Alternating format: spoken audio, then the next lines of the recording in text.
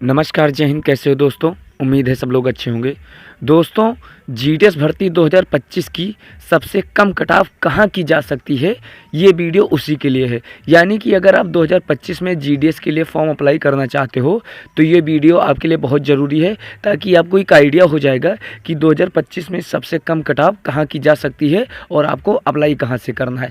अब दोस्तों, आप एक चार्ट देख रहे होंगे सामने, जहाँ लिखा है इंडिया पोस्ट जीडीएस लो कट ऑफ 2025, नीचे लिखा है नॉर्थ ईस्ट। ठीक है, अब इस चीज़ को समझते हैं, क्योंकि बहुत सारे लोग ये कह रहे हैं कि आसाम और नॉर्थ ईस्ट की कट ऑफ कम जाएगी, तो उनका भी कहना सही है। बट इसका मतलब ये नहीं है दोस्तों कि अगर आप नॉर्थ ईस्ट या आसाम से फॉर्म अप्लाई कर दोगे तो आपका सिलेक्शन हो ही जाएगा। उसके लिए भी कुछ तरीके हैं। अगर सही तरीके से आपने फॉर्म अप्लाई किया तो आपका सिलेक्शन हो जाएगा, ये चीज़ पक्की है। लेकिन अगर आपने सही तरीके से फॉर्म को अप्लाई नहीं किया, सही से डिवीज़न सेलेक्ट नहीं किया, ठीक है, सर्कल सही से सेलेक्ट नहीं किया, उसके बाद में क्या है, पोस्ट प्रेफरेंस सही से सेलेक्ट नहीं की, तो कोई गारंटी नहीं है कि आपका सिलेक्शन हो जाए। क्योंकि ये नॉर्थ ईस्ट और आसाम यहाँ की भी कट ऑफ हाई जाती है। तो कम कैसे जाएगी, कितने कम परसेंटेज पे सिलेक्शन हो सकता है? अच्छा, सबसे पहला एक सवाल कि कई लोग पूछते हैं कितने कम तक परसेंटेज हो तो जीडीएस में हो सकता है।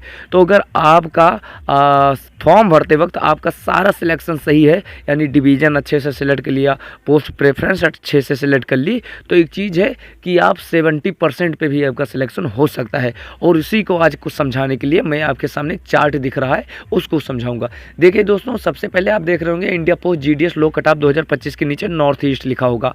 अब इसमें पहला ऑप्शन आपको दिख रहा होगा मिजोरम।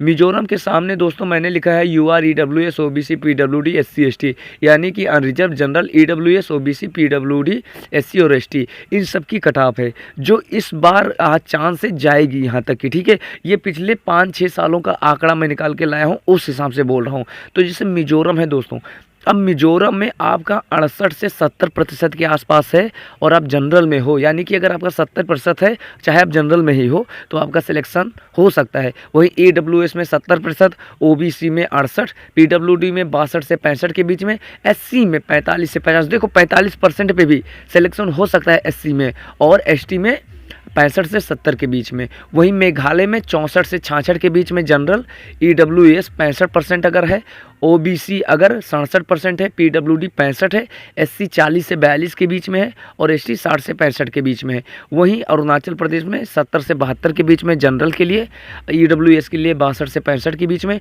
ओबीसी के लिए 68 के बीच में, और पीडब्ल्यूडी के लिए 50, एससी के लिए 65-70 और एसटी के लिए 60 से 65 के बीच में।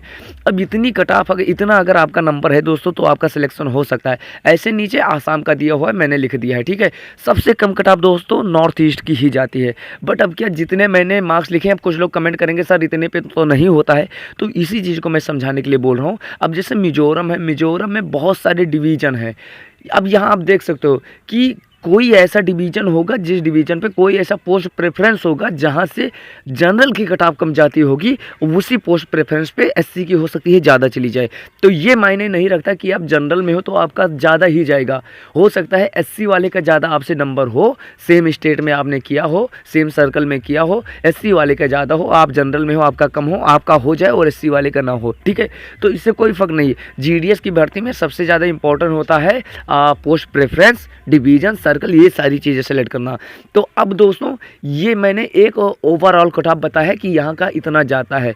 अब ये जो मैंने बताया कि अगर आपका 68% भी है, मेघालय में 64%, यानी कि 64% 65% आपका है, तो सिलेक्शन हो सकता है। तो क्या यह बात सही है? ये बात सही सिलेक्शन होगा, बट उसके लिए आपको अच्छे से डिवीज़न, पोस्ट प्रेफरेंस अच्छे से सिलेक्ट करना होगा। तो जो मैं अगली वीडियो बनाऊँगा दोस्तों, वो पोस्ट प्रेफरेंस पे ही बनाऊँगा कि अगर आप जनरल में हो तो कहाँ से फॉर्म अप्लाई करना, मेघालय में कौन कौन सा पोस्ट प्रेफरेंस डालना, किस डिवीज़न में अप्लाई करना, यानी सारी कैटेगरी के बारे में मैं आपको बताऊंगा, ताकि आप अच्छे से फॉर्म अप्लाई कर सको। उसके बाद में दोस्तों, अगर आपको पर्सनली कोई सवाल पूछना है तो भी आप कमेंट करके पूछ सकते हो। और एक चीज़ और है कि जो लोग कहते हैं, कमेंट करते हैं कि इतने कम परसेंटेज पे नहीं होगा, ठीक है, नहीं होता है।